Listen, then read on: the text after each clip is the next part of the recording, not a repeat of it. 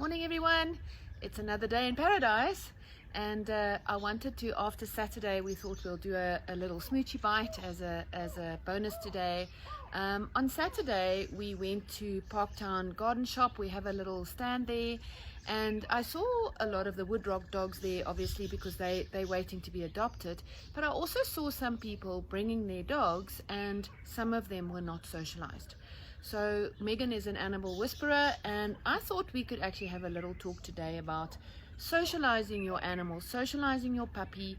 And just before we start, Meg, I also read an article on one of the groups I belong to, that on the weekend somebody's dog, actually aggressive dog, bit a Yorkie and killed the Yorkie just because he was loose, he wasn't on a lead, and he got the Yorkie before the owner got there. It's really, in my view, it's irresponsible, but maybe that's just judgmental. So Megs, over to you. What can people do to really make sure the animals are socialized and used to other animals before they let them loose in a park or in a place where we were on Saturday? So I would say, with regards to letting your dog off the lead, I would say that it's only really safe to do that if you know your animal. If you know your dog, you've seen him interact with other dogs, and you know that there isn't going to be an issue. And also, I think one of the most important things that dog owners don't think about or don't really pay enough attention to is the recall from your dog.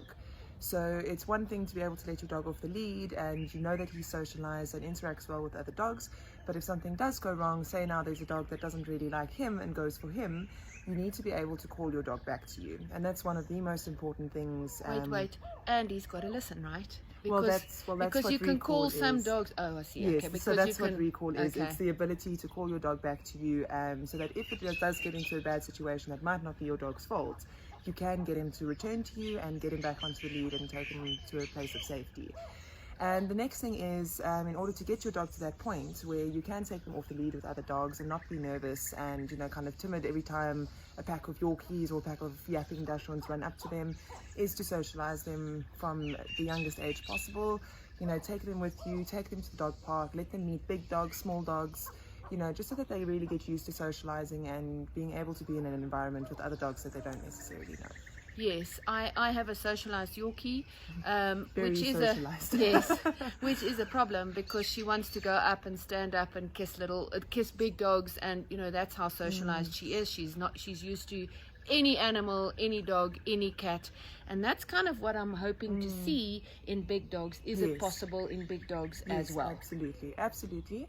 Obviously you do get your rare cases where you do get some dogs that temperament wise, they're just not comfortable with little dogs, or they get annoyed with them, or maybe they just get a little bit too boisterous, and sometimes an injury comes from that kind of accidentally.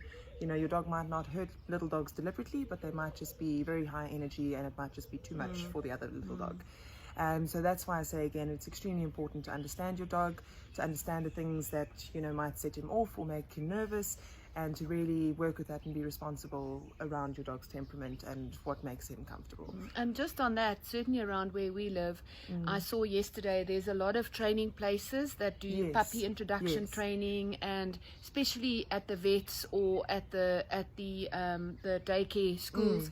They have a lot of puppy. They've got even bigger dogs they have there, and they really teach them how to be with other dogs and how to be in a good way. And as you say, the recall, they teach the recall and more.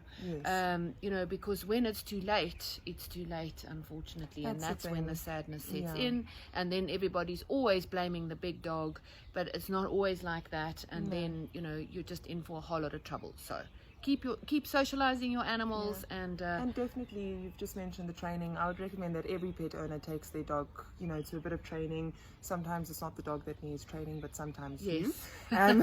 Sometimes you don't quite know how to get your commands across, or you're not expressing them correctly, and it's just ending up with a lot of confusion between you and your pet. So I would recommend that everybody just goes to a couple of sessions just to learn a bit more about your dog and how to interact and train him correctly. Yes, thanks Meg. We'll see you on Friday. Have a great week. Cheers everyone. Bye.